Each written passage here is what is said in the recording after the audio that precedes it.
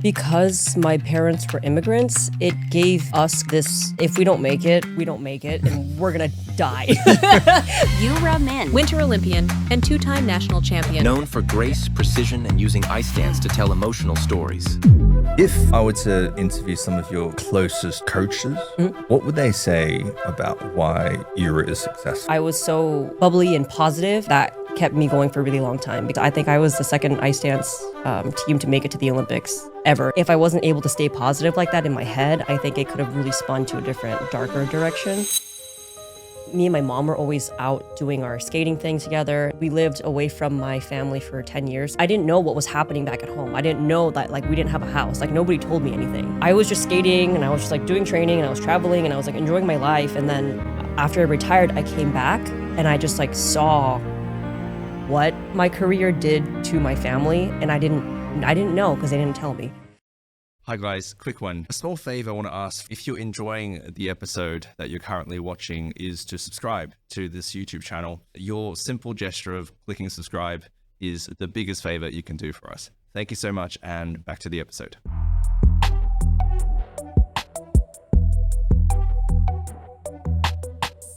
Yura, I love speaking to athletes because I feel like there's so many parallels between sport and life.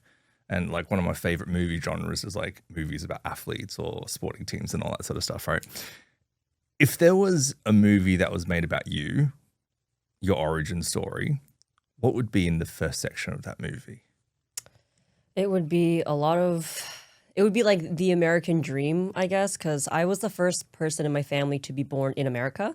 My older sister, she's 6 years older than me. She was born in Korea, and then my mom and dad brought her over when she was a baby. So it would be a lot of 4 a.m. wake-ups, ballet, karate, tutor. I was that Asian kid, I guess. Because my parents were just you're going to do everything and then we're going to figure it out later. So my dad was more of the academic, on the academic side. So he wanted me to go to school. My mom was super into sports, which is weird because none of my family members were into sports. Okay. But she really wanted me to do something. Did she play a sport herself? No, she did horseback riding for 2 weeks and she did ballet for 2 months, but she never actually had the opportunity to because she grew up super poor in the south of Korea. So whatever money she could save up, she would just spend it for to experience something for a couple of weeks, and then she would be able to do it after that. So, right. And then when my dad came over to America, he got a solid job. So everything was good. And I think my parents wanted me and my sister to have the best opportunity that we could.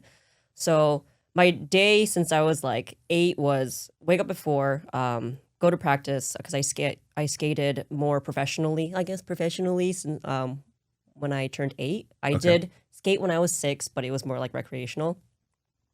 So I'd wake up at 4, go to the rink, 4:30. I would skate an hour, and then I would go to school because I still went to public school at the time. I would get pulled out of school early, and then I would do ballet, I would do taekwondo, I would have tutoring at night, and then my day would finish at 8 p.m.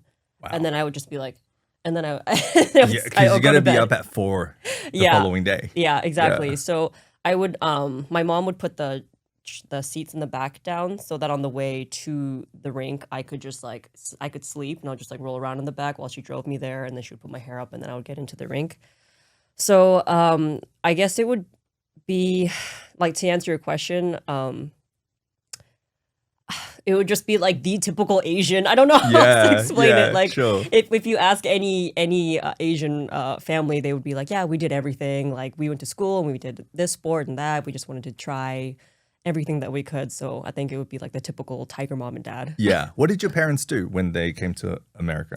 So my dad originally came because he got accepted to Berkeley to do his master's. Okay. And so he was he's super smart. Really smart one. Yeah. And then my mom was a fashion designer. So she came here for that. And they were doing that for a bit. And then my mom stopped working so that she could raise us.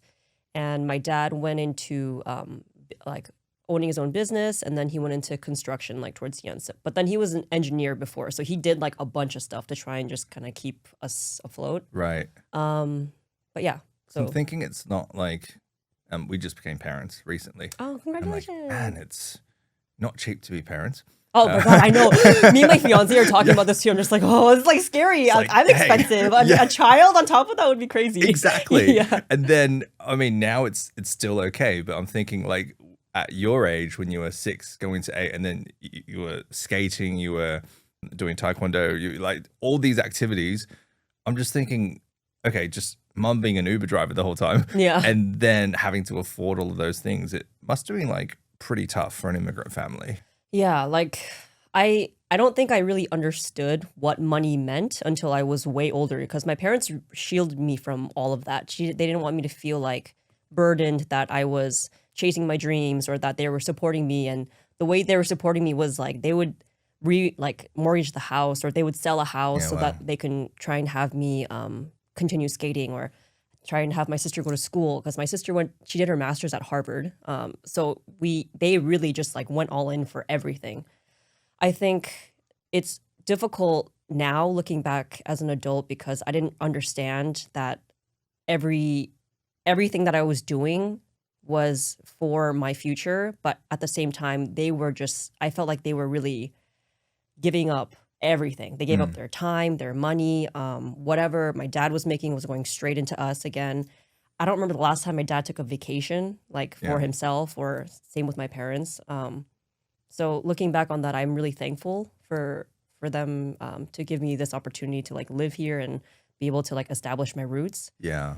But it's like also really heartbreaking now because I feel like because me and my mom were always out doing our skating thing together and like we lived away from my family for 10 years so that I can continue pursuing my dreams in skating. And then my sister and my dad were kind of left here in So California. you weren't based in California during most of your career? Yeah, so half of my career, so 10 years was in California, and then my mom and I moved to Michigan for 10 years. And then I spent the second half of my career in Michigan. And my mom would go back and forth pretty much, but so I didn't know what was happening back at home. I didn't know that like we didn't have a house. Like nobody told me anything. So I was just skating and I was just like doing training and I was traveling and I was like enjoying my life. And then after I retired, I came back and I just like saw what my career did to my family, and I didn't know because they didn't tell me. So yeah, that was it was heartbreaking. But now we're just trying to like piece everything together and we're kind of back on our feet and. So like things are better now for sure. Yeah. Yeah. You've went on to become a bit more professional at 8. Mm-hmm. At 8, there are no guarantees that you're going to make the Olympics. You're going to be national champion. And like, there's no guarantees of any of that. Yet they decided to bet everything on you and your sister. Yeah, I don't know what they saw. I think parents just know you much better than you know yourself. And maybe they saw that I was determined or hardworking, or maybe they saw that they would be able to push me like through. And then maybe they saw that my sister was super intelligent. That's why they took her through the academic side. I don't know. I'm not really sure what they saw in both of us, but I think they took a huge gamble, like going through all of this. Like 20-year journey is not an easy journey, obviously. Like you have to watch your kids practice and fall every single day. And you just hope that like, one day after a competition, if I get last place, you just hope that in the next couple of months you can improve, but there is no guarantee. And they just like threw everything into it. And I don't know what they saw. Yeah. I'm just like, I don't know. Have you guys talked about it now that, you've retired and had some time to reflect, and obviously you're getting married soon. So congratulations Thank you. on the engagement. Have you guys talked about it like with your parents?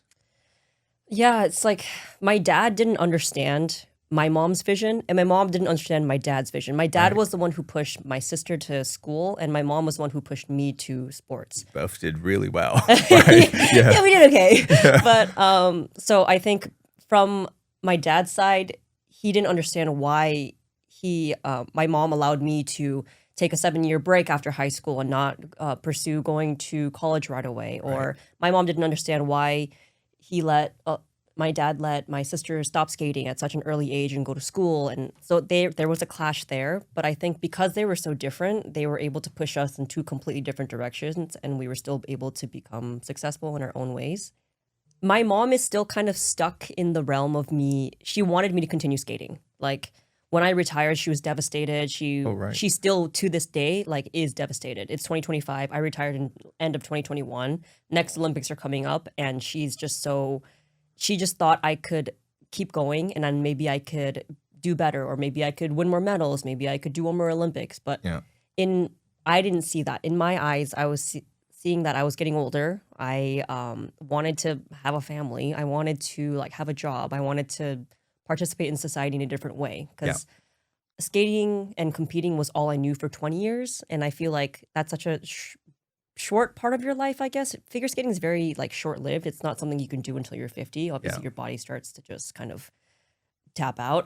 Yeah. But so yeah, my mom still is not really, she hasn't accepted that I've retired, Yeah. I guess. Because I feel like she saw something more for me or better for me. And then at that point I was like, I don't know if this is for me anymore. I think I need to move on. And she hasn't accepted that yet. Hopefully she will soon. But and then my dad was just kind of like, you Get a Harvard. yeah, literally right now he's like, I think you can get your master's at, I'm like, Dad, please, I'm 30. I need to, let me just do my own thing. Yeah. Thank you guys so much, but like, I gotta move on.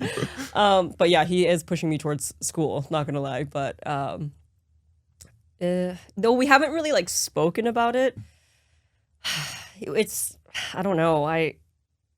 Now that we talk about it here, I'm like, maybe I should like have a conversation, like maybe have a drink, like a little cocktail over with my parents. What? How did you? Why? But it's so true in like Asian households. Everybody's got the best intentions, and they try to, I guess, show it through their actions, which your parents obviously have. Yeah. And then, but so many people's personal experiences are not expressed verbally. It's just not like a cultural thing, isn't it? Yeah, like I don't think Asian parents are like, oh, I love you. Yeah. How was your day at school today? They're more just like, here's a plate of fruit. I'll take you to practice tomorrow morning. Yeah. I'll see you Wake up early. later. Bye. Yeah, pretty much. And Yeah. that's their way of showing affection. Yeah. It is really funny. Like when I talk to my friends who are like from America and I go to dinner with them and we're sitting at the table and there's like 10 of them and they're all talking about their days and they're all just like, yeah, we have like soccer practice later and then we have like the game coming up, and they're like so conversational. And then when I think back to my family, we would all just like sit there, eat really fast, and then just like go do our thing. Like, I had to go practice piano. My sister would go and like study. My mom would do the dishes, and my dad would like. So it's so different. Like seeing like now that I'm in America, like seeing the way Asians function and then seeing the way Americans function is like so different. Was there like an advantage to your second culture? Being obviously family from Korea, a lot of the times I felt anyways, growing up in Australia, that it was hard to fit in because culturally it was just like, this is so confusing, right? But then I also felt like it gave me certain advantages. Did you feel that way as well about your Korean culture? Yeah, I think because my parents were immigrants, it gave us kind of this, if we don't make it, we don't make it and we're going to die. So it kind of gave us the mentality of we really need to work as hard as we can because we moved to this country for better opportunities. Yeah. And if we don't take advantage of all of everything that comes towards us, then what was the point of coming here and trying to start a new life? So I think it did give me this work ethic and like survival mechanism that maybe a lot of people don't have, or maybe people maybe I wouldn't have been as successful as an athlete if I didn't have this kind of like mentality that if I don't make it, then my family's not going to make it. You know, like we're all kind of all in this together. So yeah, I guess that would kind of be the immigrant ultimatum. Yeah, It's like success or nothing. yeah, yeah, literally. Yeah. I get that. Well, you became very successful. You were national champion in Korea 3 times. You're an Olympian. Like, to me, that's just like crazy. To be able to be good enough at something, to be the best in the whole country, and then represent the country in the world to compete with the best of the best. That's pretty successful to me, right? I don't know. Like, I was speaking to a few Olympians. They're like, really? Like, is it really that big of a deal? I'm like, yes, dude, it is. It is crazy. Were there any alternative careers for you? Like, if you didn't make it as an athlete, what else would you have been? I'm going to refer back to the thing you said about the other Olympians that you've interviewed. Like when you were saying all of that, like, yeah, you're a national champion, you went to the Olympics. In my head, I still feel like it wasn't enough. Like and I Really? think I'll always think that. Yes, I made it to the Olympics, but I didn't medal at the Olympics. But then Yeah. if you talk to my fiance, he's an Olympic champion. Yes. And for him, like he's not even like, I feel like there's always something better that you can do. And it just doesn't ever feel like enough. Is Alex proud, at least, Olympic champion? Like, surely that's... He's like proud, but he's still not like, I don't know, like he always wants to set the next world record, or he always wants to keep his name at the top, and Right. he's super competitive in that way. Right. So I think he is like proud, of course, of that, but I also think that he always is still striving for more. Yeah. And I think that's kind of like a sickness that athletes have. You just never think it's enough. And I guess you need to have that to be like pretty good at something, to be the best in the world at Yeah. something, right? Do you feel like it's a bit of an obsession? Oh yeah, for sure. Okay. I always wonder, I talk about this with my friends in skating a lot. Does skating attract crazy people, or are the crazy ones the only ones that are left because all the normal people who are just like, this is just too much, do they like leave the sport? And I think you do have to have some sort of weird thing happening in your brain to be able to make it as an athlete. Yeah. So was there a plan B then? If things There didn't was work no out? plan B. No. Okay. It was either you're successful in this or there is no other route, because in sports, it's not like you can just pick something up and then it's not like I could have woken up one day and been like, you know what, I'm going to be a gymnast today, and then like gone to train Right. to be a gymnast. It's something that you have to just dedicate such a long period of your life for. And I don't think that like, and figure skating is so niche. It's not like swimming where it has a lot of different like branches, or not like running where you can maybe do something else. Like skating is skating. That's it. There's only 4 disciplines. There's men's, ladies, ice dance, pairs. So if you don't succeed in in skating, that's kind of it. You can't switch to hockey. You can't switch to Right. speed skating. It's just everything's just too different. And what kind of competition would you have to face to make it to the Olympic team? Like numbers wise, how many people would be vying for how many spots? So during my time at the Olympics, it was at the World Championships, they take top 18. Okay. So if you have to get within 18, and then it also depends on the country. So the bigger federations like the US or Canada or Russia, they usually have 3 spots. It just depends on like the placement in the front. So let's say it's US, Russia, and then Canada. They would have almost automatically, unless the other teams did really bad, they would automatically have 3 spots. Okay. And then smaller countries like Uzbekistan or Korea or whatever, they would need to maintain their spot by being in the top 18. And then if you don't make it in that top 18, there's one more qualifier where they take 6. I think now it's 4, but it was 6 back in the time. So yeah, the way I made it was I think I got 19th at the World Championship, so we just missed the cut, and then we went back to the second qualifier and we qualified there. There's like 2 schools of thoughts in business. One is like burn your boats, like if you go somewhere, no plan B, it's this way or we're all going to starve and die. Yeah. So move forward, which is sort of like that athlete mentality. And then there's the more, I guess, pragmatic approach of like, let's just see what happens and try things, like a bit less intense, right? Yeah. And like I sort of go between both in different situations. I feel like sometimes I have to be that, sometimes I have to be that. But I'm not sure which one is necessarily better or worse when it comes to business or in life. If you had, like, if you try to imagine, if you were also really, really good at, say, like science or something, and then you had this potential career of being like a really successful scientist, and you were pursuing the Olympic dream, if you had that plan B, would that be a distraction to you? Do you feel like that could have been a detriment to your success? Yes. I think, especially if it's something so high level as like a scientist or let's say a doctor or something, I don't think there's simply just not enough time in the day to be able to train and then also still have your brain on to go and like study afterwards. I think if it's like just doing courses in college and stuff, I think it's different. But if it was something as big as being a doctor or being a scientist, I think it would be, you would have to be like really like your IQ would need to be through the roof. I think there's usually that one kid in like 100 years that comes around and can do everything, right? But There's that Korean guy, what is his name? The Navy SEAL medical doctor, astronaut. Like I was thinking that of guy. Yeah, I was thinking of him when I was saying this. Actually, I'm just like, wow, you can just really just branch off and be successful in this many things. Yeah. Like, he's a freak of nature. Yes. I think once in a while there are people like that who come along, but for us normal people, I think it would be difficult to do all those things. Like, Yeah. if you look at Nathan Chen, he's the last Olympic champion, like for the skater for the U.S. He was a very successful figure skater, and then on top of that, now he's in med school. So, but obviously he wasn't able to do it both at the same time. Right. It had to be like one and then the next because Yeah. it just takes too much time. If you're studying for 14 hours a day, how are you going to find any time to go and train again, or even have the capacity to be able to do that? True. And that's where focus becomes really important.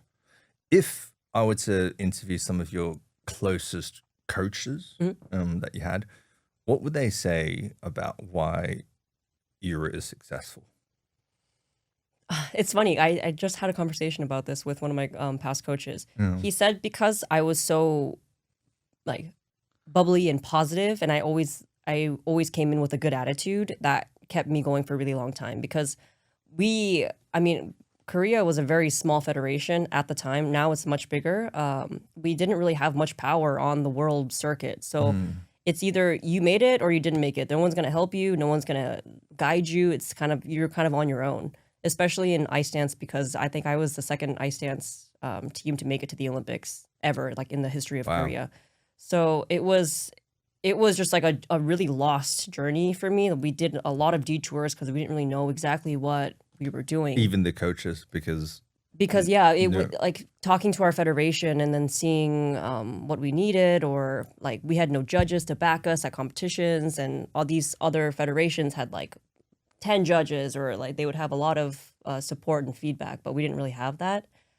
But he's told me that like every time I came into the rink, I would have a really positive attitude, even if I was having a super shitty day. Like I would always still try and like bring everybody up around me and say, you know what, it wasn't a great training day, but it's okay. Like, tomorrow's a new day, and I would always be really positive about it.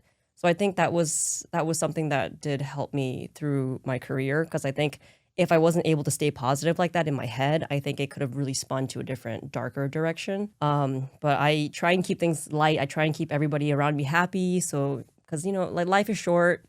If I made it, great. If I didn't make it, I'm still alive. I still have other things, and I still have 50 years of my life left. So I always told myself that it was going to be okay.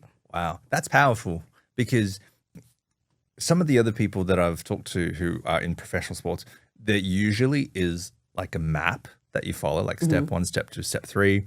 Step 3 often involves you beating everyone else within that competition for you to move on to the next thing. But there's like a clear roadmap to make it to the Olympics. But from what you said, like there isn't. For your federation in South Korea, it's just like, let's figure this out along the way. And it sounds almost entrepreneurial, like, let's just figure it out as we go. Let's just commit to this, and then we don't know what we're doing, but let's figure it out, right? And I think that's where, the bubbly attitude and the positivity, I suppose, is so important when no one actually knows where we're going. Yeah. Right.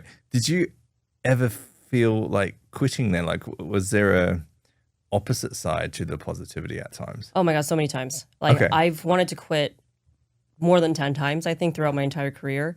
Even since I was really young, there were days where I was just so tired that like I would get sleep paralysis, and I wouldn't be able to get like a proper night's rest because my body was so tired, my brain was so tired. So I was like, Mom, why am I doing this? I don't understand. And this was when I was like 10. My frontal lobe hadn't developed yet. Yeah. But I was like, I'm tired, Mom. Why am I doing this?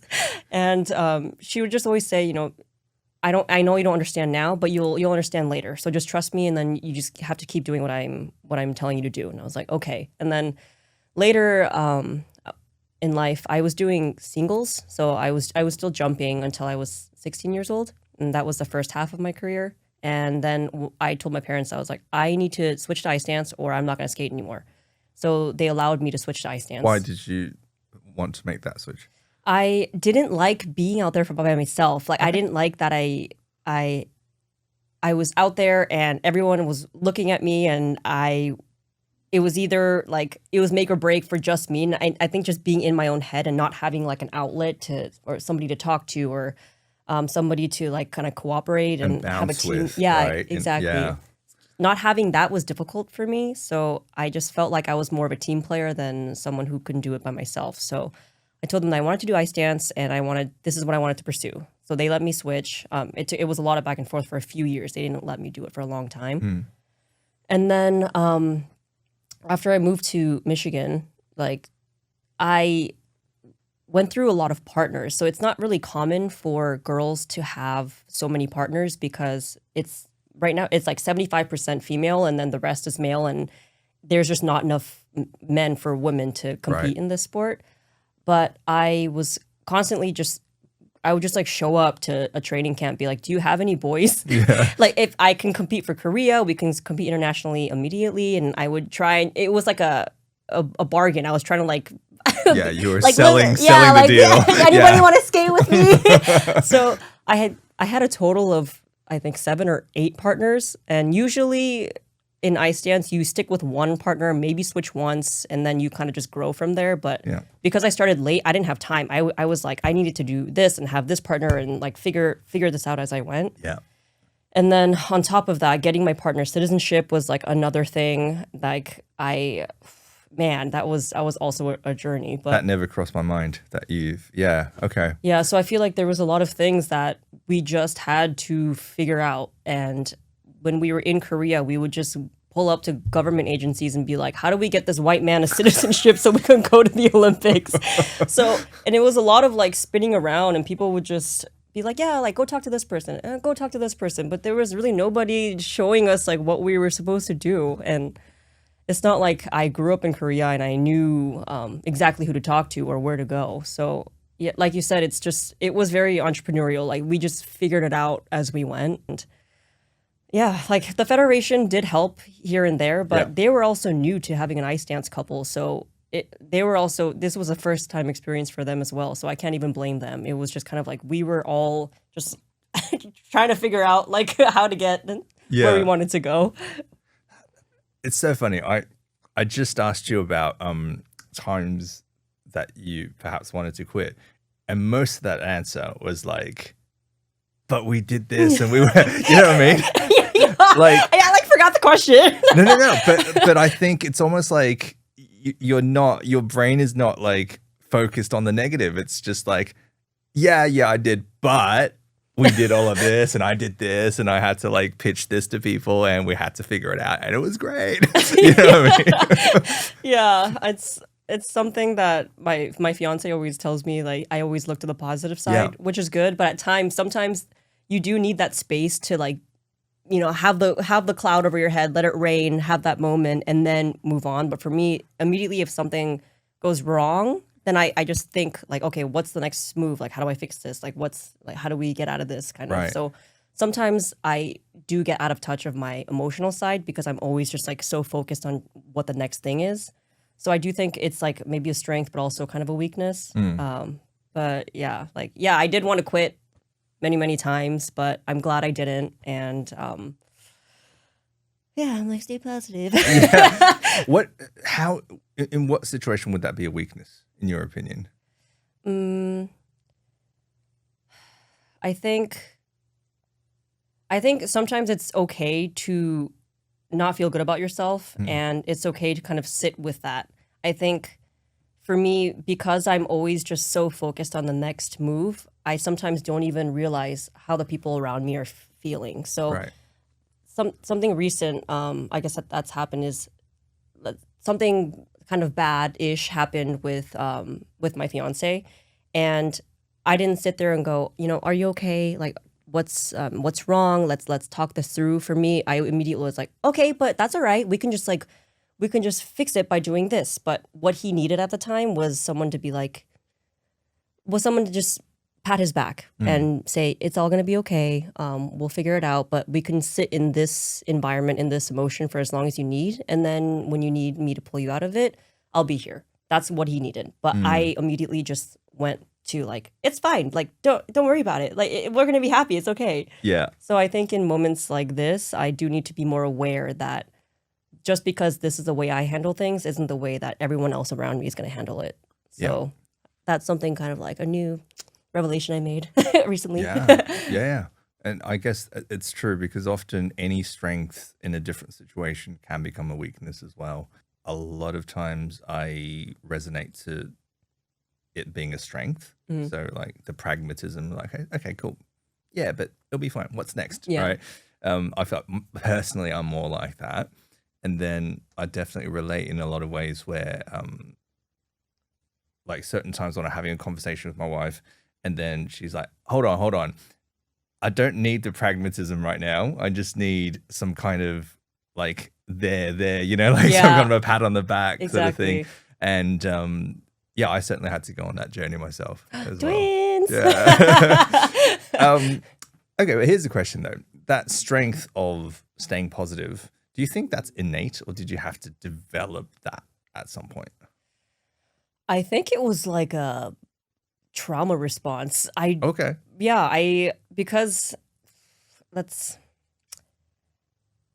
things weren't like, I feel like there were a lot of bad days.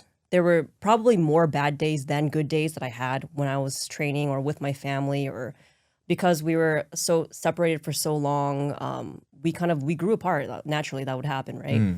We're just now trying to like mold kind of our relationship and our family back together again. But there's a lot of things that were broken along the way for my successes to happen. And I think because sometimes I would wake up, I would have a really horrible day of skating, or my partner would be really mean to me, or I would get dropped on my face or something. Something was always happening every day.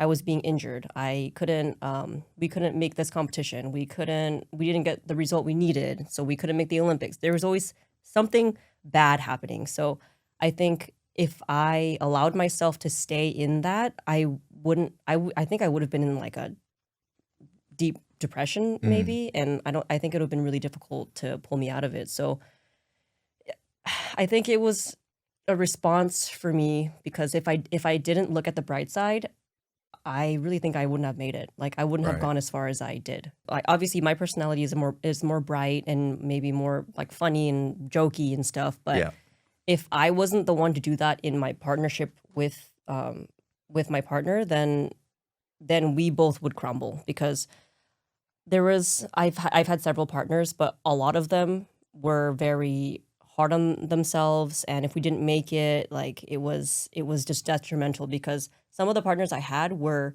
not even from America. They flew here from Russia. They didn't have any money. If they didn't make it, then that was it for them. Kind of, I was in the same boat, but obviously their situation is a little more dire than mine.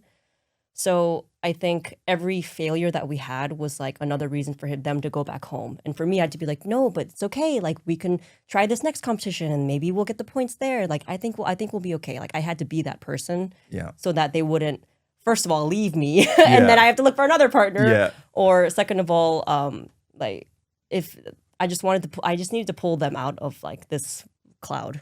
Does that positive and friendly attitude, does that interfere with you being a competitor? Like I'm trying to think before you go on the ice. A lot of my friends who are super competitive, they're mostly guys, but they'll probably be thinking like, I'm gonna beat everybody. I'm gonna like, dominate, that sort of stuff. Like do you have some kind of like a mental routine before going on that's super competitive? Yeah, I am definitely competitive, but I'm not competitive against other people. Okay. Like, I think I am on my own journey. Everyone's on their own journey. Maybe their way is to try and beat other people. But for me, as long as I did better than the last competition, or as long as my practice today was better than yesterday's practice, that's enough for me. Yeah. I don't need to go out there and be like, that person did this many, so I need to do that many. Like, for me, I didn't have that. People are born different. We're from different situations. We're on a different journey. Just, I think it's important to compete against yourself and win against yourself every day. And that probably helps a lot with being positive because you're not constantly comparing yourself to everybody else, right? Exactly. Yeah. Yeah, because there's always a bigger podcast. There's always someone richer than you, more Of course. successful. And Yeah. one thing that was a story is at the Olympics, you had a wardrobe malfunction. And I watched through the video and I'm like, where? What do you mean? Like, and I was saying to each of my wife, I was like, are you sure it's this video? Like, are you sure this? So I watched it again and I was like, really? I could hardly see it. But for you at the time, it would have been super obvious, right? Yeah. That it happened. If you could verbalize your thoughts like live at the time, what was going through your head? So the costume came undone 20 seconds into the routine. And I just felt like, I was like, oh, that's a weird breeze on my back. I wonder what that is. And then I turned around and then like half of my costume just whipped open. And I was like, oh my God. Because That's not it was, normal. I had sleeves and it was held together by one hook, which is my fault. I should have like secured that better. But if it came down, like my whole top would be off pretty much. Right. So, and then in that season, they made like a new rule that if you stop during your performance, you get a 5-point deduction automatically. So in my head, I was thinking, do I stop? Do I take the deduction, fix my costume, or do I just keep going, hope it doesn't fall off? Right. And I was like, And I'm guessing 5 points is like, it's a lot. It's a big It's deal, a lot, right? yeah. Okay. So I through my head, I was like, you know what? Like, let's just send it. We'll see what happens. Yeah. If I flash the world, whatever. It'll be a story. Yeah, it's fine. So halfway through the performance, I was like, okay, you know what? I think I can hold it together. But there's an element called the twizzle sequence where you have to spin like 3 times, and in that I could feel it completely coming down. So that I missed some technical points on that element, but we got through the program fine, or as best as we could. I just in my head was like, don't stop, keep going. You'll figure it out as you go. It'll be okay. Yeah.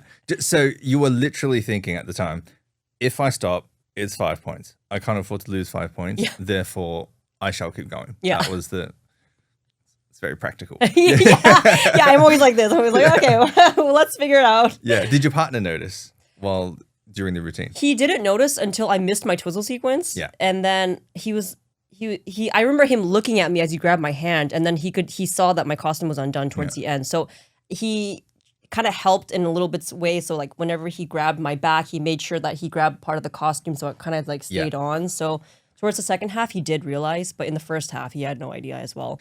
So if this didn't happen, do you think you guys would have resulted higher in the competition? I think we could have. It's obviously like he said, she said. We don't really know unless it did happen. This was in the team event, and we did have a weaker team event than like the other countries. Maybe we could have placed a little bit higher, but it wouldn't have made a medal difference. What you said it was you should have secured it better. You do your best to prepare for something, but like things happen. I think it's just hard to know what's going to happen every day, and you can't wake up and predict what's going to happen that day. Sometimes you wake up and it's like relatively normal day. Sometimes you wake up and like shit hits the fan. Like you just really don't know.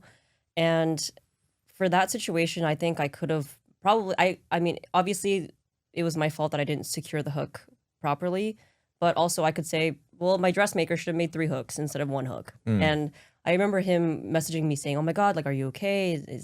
I hope like I'm so sorry that this happened.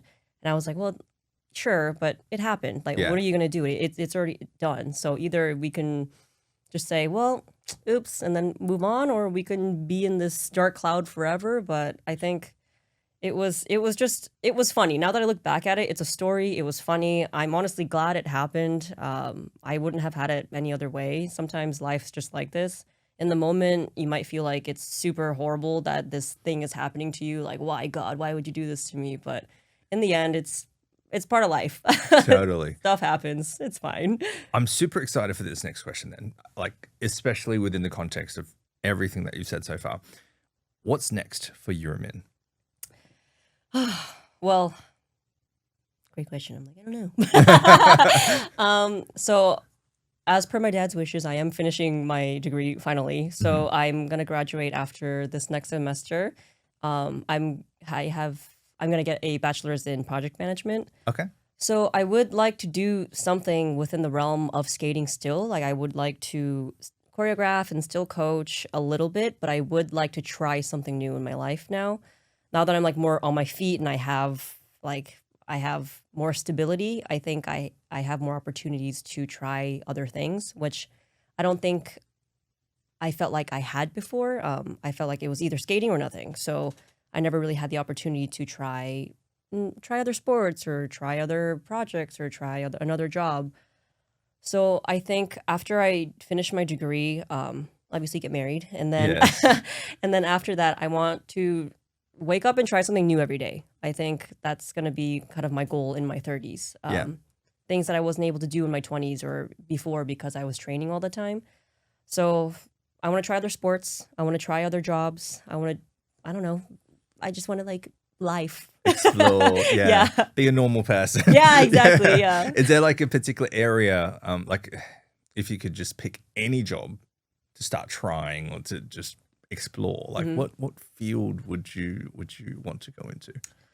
I would like to host events. I really enjoy things that are like structured and timed and planned. Obviously, very like that's just how I am usually. So, I think I want to try something within the field of project management for sure.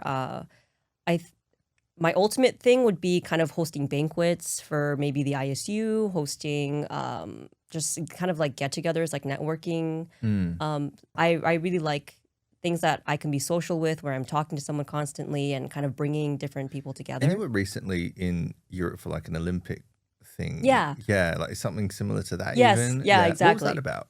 So it's so I'm within this like commission of the IOC called Believe in Sport. So I'm an ambassador for Believe in Sport, and it's basically there's going to be a lot of booths at the Olympic Games, and they're all educational booths. So one's going to be for doping, one's going to be for making sure that you're not being associated with like criminal activities in sports, and there are things that we as athletes didn't even realize were illegal while we were competing. Right. So the IOC is making like a very, they're making an effort to make sure that all the athletes are educated so that we know what we're doing, we know what doping is, we know how to play clean sports and all of that. So that was kind of the general idea of that whole convention. And then on top of that, there were like athletes commissions and whatnot. But it's mostly kind of getting people together so that we can prepare for the next coming Olympic Games. So it's kind of like I might be in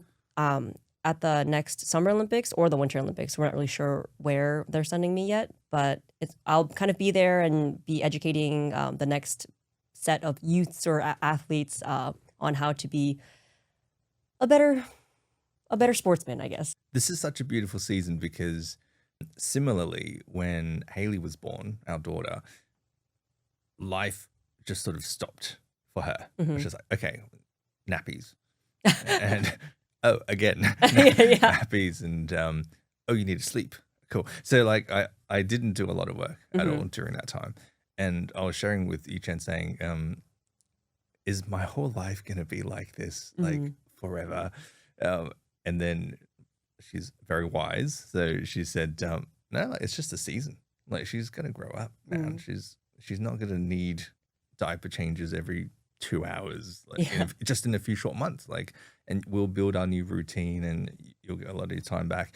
And what eventually happened is, I started getting more time back, but because I pressed reset when Haley was born, I had all of this free time all of a sudden. I was sort of like retiring in a way, right? And then I had a clear schedule, and all I had to do was, what do I actually want to populate my time with? And it was literally one of the most freeing experiences where I had no set schedule, nothing that's on the regular calendar. It was all blank, and I could design my life the way that I wanted. And it feels like there's some kind of parallel there with you retiring and now just, wanting to explore all these things. And I'm actually super excited for you. And like, you could literally go anywhere, right? You could go anywhere, do anything that you want. Do you feel like your career as a professional athlete and as an Olympian has given you a lot of transferable skills for this next season? Yeah, definitely. I like how I called it season. I like that. I think there are so many things that I've learned at an early age during my athletic career that I think a lot of people don't experience. And I'm thankful that I had those experiences. I was able to travel the world, and I think it's really important to be able to travel and see other cultures and see other countries. And I had that experience at such a young age that I do think I have this mindset of, yeah, like entrepreneurial. Entrepreneurship. Yeah, exactly. Yeah. Mindset where anything is possible. Yeah. So try everything. It's okay to fail. Sometimes you can do your best at something and still fail. That's okay. And I think just keeping positive on that and just following whatever journey life takes me and just kind of letting it happen instead of trying to force it like I did in my athletic career is a breath of fresh air. Yeah. That's why I said I was super excited about this next question, because it felt like so much of your sharing until this point has been really entrepreneurial. And I feel like that attitude, and you don't have to be an entrepreneur. You don't have to run your own business or whatever, but that attitude is just going to make you better in anything that you do. In retrospect, is there anything you would change about your career, or would you do it again? Knowing the costs involved on yourself, your family, would you restart and do it all again? I think if I was able to just restart from when I was 6 with the knowledge that I had now, I would do it again for sure. Because now I know what I need to do to get there faster or to be more successful and make sure my family is also okay on top of that and make sure our finances are also okay on top of that. I think because there were so many things that we just threw into the ring without really even knowing what was going to happen was kind of why a lot of things fell apart. And if I had the knowledge that I had now, I would definitely do it all over again. So if you went back as Yura today and you time traveled to the whole family to when you were 6 years old, what advice would you give everybody?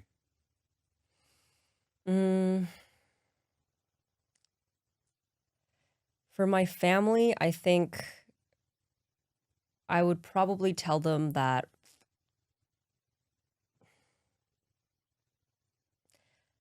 I think it's good that we are ride or die, but we don't have to be ride or die. Like we will be okay if we will be okay. I think I just needed to tell my parents that we're gonna be fine. I think a lot of their choices were just almost, I think they felt like they didn't have another choice, because if they didn't do this, if we weren't successful, if my sister didn't go to school, and if I didn't do skating, then we wouldn't be able to live in America. And I feel like there was a lot of just frantic stress around my entire family that I feel like I could just tell them to relax and maybe just enjoy life, maybe take a vacation. Yeah. You can take a week off. It's not going to make that much of a difference. I think back in the day, they just thought that if we didn't pour every single second into my life or pour every single dollar into my sister's education, that we wouldn't make it. And yes, we did make it, but I also think that we lost a lot of connection and opportunities within each other all along the way. So I think I would just tell them that I think families is also very important. Yeah. And we'll make it. We'll be fine. We just need to do it slowly in our own pace, in our own way, and we're going to be okay. Yeah. And what would you tell yourself? I would tell myself to just keep staying positive. That this journey is going to be a hard journey, but you're going to do it and you're going to do it really well. And you should be proud of yourself. Now, we have a closing tradition on the podcast where everybody writes in this book. Oh, This is the official Secret Hustle Journal. Sweet. Okay. Right. And everybody leaves a piece of advice in this book. And I pass on the previous guest's advice onto Who was the previous the guest? next guest. Do you know Tim Story? Tim Story, he is a life coach for most of Hollywood. Oh, sweet. Okay. Yeah. So anyways, so we were in this room a couple of days ago. Oh, sweet. Okay. And he said, his advice, nice, short and sweet. Today's decisions are tomorrow's realities. What are your thoughts on that? I'm like, truth. I agree. Amen, brother. Yeah. Do you feel like you've been applying this throughout most of your career? Yeah, like I said before, as long as the person I am today is better than the person I was yesterday, or the performance I am making today is better than the performance I made last time, that's still progress. And I don't think there's anything in the world that can take that away. And as long as you're improving yourself and not comparing yourself to others around you, it'll be okay. Yeah. And I feel like the word decisions shaping tomorrow's reality. So decision means like action, right? Like you have to decide. You're not simmering on it. You're not like going back and forth. You're actually making a decision.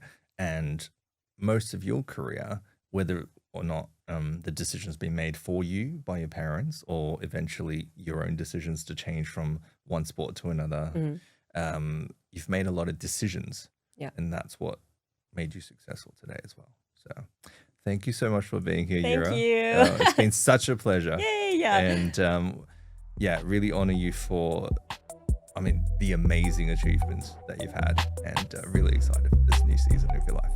Thank you. Thanks for being Love here. you too.